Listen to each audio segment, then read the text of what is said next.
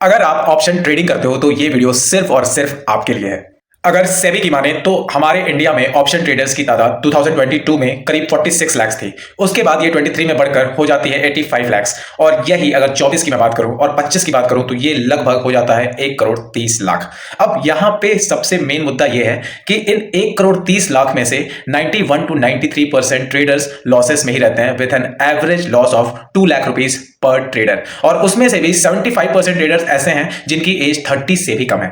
तो अब आखिर इतना बड़ा लॉसेस करने के बावजूद भी हमारे इंडिया में एफ&ओ ट्रेडर्स की तादाद इतनी बढ़ क्यों रही है? तो इसका रीजन है रिकवरी। यानी कि जब भी हम स्टार्टिंग में ऑप्शन ट्रेडिंग करते हैं और अगर गलती से वहां पे लॉसेस होते हैं तो उसको रिकवर करने के चक्कर में हम फिर से अपने पैसे को डालते हैं ताकि हमारा जो लॉसेस था वो हमारा रिकवर हो सके, और उसके चक्कर में हम फिर से लॉस करते हैं और ये साइकिल चलती ही रहती है।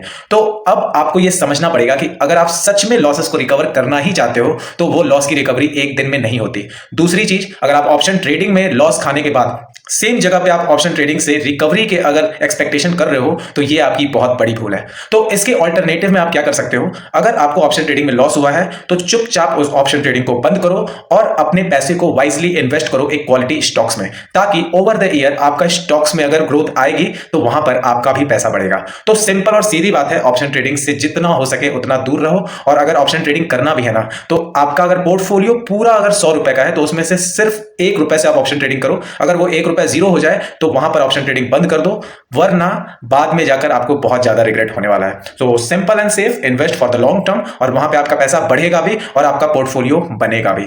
Thank you guys, stay invested.